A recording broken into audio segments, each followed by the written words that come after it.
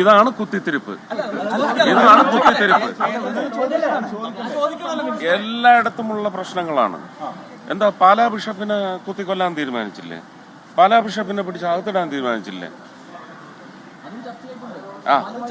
അപ്പൊ ഇത് അങ്ങോട്ടും ഇങ്ങോട്ടും എല്ലാം നടന്നുകൊണ്ടിരിക്കും. ഇവിടെ നമ്മുടെ പാലയൂർ പള്ളി പൊളിക്കാൻ ആരാ വന്നേ? ഇലക്ഷന് തൊട്ടു മുമ്പാണ്. കഴിഞ്ഞ വർഷം ഏതാണ്ട് ഈ സമയങ്ങളിലാണ് പറഞ്ഞത്. അതാണ് ഞാൻ പറഞ്ഞത്, അവരിത് ജാതീയമായി ജനങ്ങളെ തിരിക്കാൻ. അപ്പൊ അവരുടെ വിഷമം എന്താ? ക്രിസ്തീയ സമൂഹം മുഴുവൻ അണിനിരന്നു. അത് കണ്ട അങ്കലാപ്പാണ്.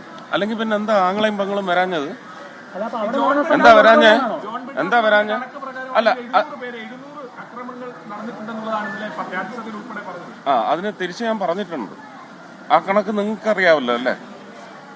ചോരക്കണക്ക് കേരളത്തില് അത് പറഞ്ഞിട്ടുണ്ട്.